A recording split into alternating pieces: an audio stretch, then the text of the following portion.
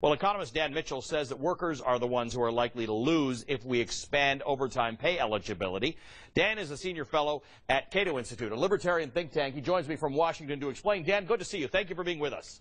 Oh, glad to be on the program. Now, Dan, I'm going to put aside the fact that as a libertarian think tank, you're likely not to think government should be mandating most of these things, including the minimum wage debate that we're having. That said, why do you think, if we get past the ideology, why do you think this is something where the workers will pay?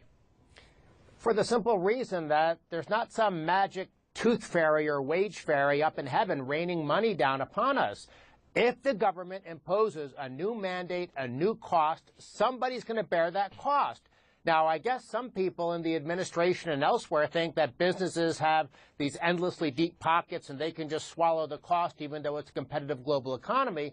But in reality, when you impose these costs, in all likelihood, they will be passed on to workers. So it could be that if you're forced to pay overtime as a business, you're going to pay all these gray-collar workers that were just talked about. They might get $2,000 a year less because the business has to compensate for what's happening. And maybe it'll happen that they just don't get raises for a couple of years. But there will be real-world consequences when the government imposes these costs. Right. So without the imposition of these costs, we have a market economy that's determining what these folks earn. And increasingly, we're seeing greater wage disparity. We're seeing a growth in income inequality. And we're seeing people who are surprisingly earning wages that seem low for what they do.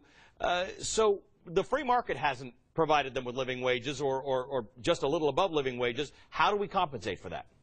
Well, first, after the Bush and Obama years with all the big government, the regulation, the spending, the intervention, we're not a free market economy. If we were talking Singapore or Hong Kong, maybe. We have what's called a mixed economy with the government having its fingers in all sorts of pies. But the key thing, if we want workers to get more wages, more compensation, whether it's in the form of cash or fringe benefits, we need stronger growth. We need tighter labor markets. You don't get that by making our economy more like France, Italy, and Greece with more government, more control, more intervention, more regulation. We need to be like Hong Kong and Singapore. Those are the countries where you have a lot of churning, a lot of upward mobility, people having a chance to really climb the economic ladder. You don't see that in Europe, and yet these policies are going to make us like Europe. There are clearly some people who think that if we enact these sorts of policies, including the minimum wage debate, the increase of the minimum wage from $7.25 to over $10 an hour, $10.10 an hour, that you will create some sort of prosperity that will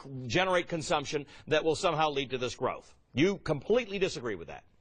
That's the Keynesian theory, that government can just wave a magic wand and somehow put money into the economy. Government can't redistribute unless something is first produced. And think about what you just said. It's not just these overtime regs. It's the minimum wage threat. It's all the new cost of Obamacare, all the other regulations that have come down the pike. And let's ask ourselves, why are labor markets so weak? Why is it that we've had such timid, anemic job creation during this recovery? We're supposed to be in the fifth year of a recovery. We still haven't gotten back to where we were at the previous peak. I think it's because government keeps doing things. I wrote the other day on my blog, the best thing government could do for job creation is just get out of the way. That's what they do in Singapore and Hong Kong, and they do much better in terms of job creation and income growth. Dan, next time you come on the show, just don't hide behind it. Tell me what you really think. Good to have you here, Dan.